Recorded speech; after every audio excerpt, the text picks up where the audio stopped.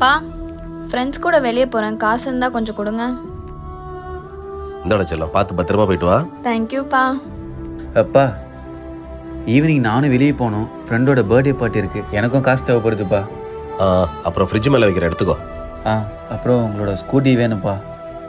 நான் வெளியே போகிறேன்னு சொன்னல, அப்பாவோட ஸ்கூட்டி எனக்கு வேணும். நீ உன் ஃப்ரெண்டு யாராச்சும் வச்சு அவங்க கூட போடி. அப்பாவோட ஸ்கூட்டி எனக்கு வேணும். இல்லை நான் அப்பாவோட ஸ்கூட்டியில் தான் போவேன்.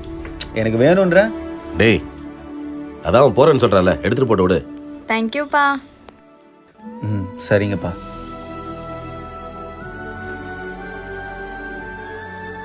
பா, உங்களோட பைக்கு இங்கே வைக்கிறேன். அந்த கீ என்கிட்ட கூறி, எனக்கு டைம் ஆச்சு, நான் கிளம்புறேன். டேய் இல்லடா, நான் இப்போ வெளியே போறேன். என் ஃப்ரெண்டு வினோத்தை நான் பைக் கொண்டு வர சொல்லியிருக்கேன், நீ கொஞ்சம் வெயிட் பண்ணு. சரிங்கப்பா.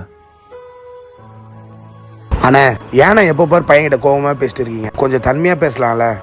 பையன் வேற பெரியவனா வாழ்ந்துட்டான், அப்புறம் உங்க மேல வருத்தப்பட போறானே. வேலு, உனக்கு ரெண்டுமே பொம்பளை பசங்கல்ல, அதனாலதான் அப்பாவுக்கும் பிள்ளைக்கு இருக்கிற பாண்டிங் உனக்கு இன்னும் சரியா புரியல. டேய் பாத்தியா, அப்பாவுக்கு உன் மேலே பாசமே இல்லை, என் மேலே தான் நிறைய பாசம். அப்படின்னு நீ நினச்சிக்கிட்டு இருக்கியா? அவருக்கு உன்னை விட என் மேலே தாண்டி பாசம் ரொம்ப அதிகம். நான் இப்படி பேசுறதுனால தான் மேல பாசம் இல்லை, நீ என் பையனும் என்ன நினைக்க மாட்டான். நம்ம இப்படி பேசுறதால நம்ம பையன் நம்மளை தப்பா நினைச்சிருவானோன்னு அப்பாவும் என்னை பத்தி எதுவும் யோசிக்க மாட்டாரு. ஏன்னா நான் அவன் மேல எவ்வளவு பாசம் வச்சிருக்கேன்றதும், நான் அப்பா மேல எவ்வளவு பாசம் வச்சிருக்கேன்றதும் எங்க ரெண்டு பேருக்கும் நல்லாவே தெரியும். எந்த வீட்டுல தாண்டா அப்பாவும் பையனும் முகம் கொடுத்து பேசியிருக்காங்க. எல்லா இடத்துலயும் பையனுக்கு ஒரு தேவைன்னா அங்க அப்பா வந்து நிப்பாரு.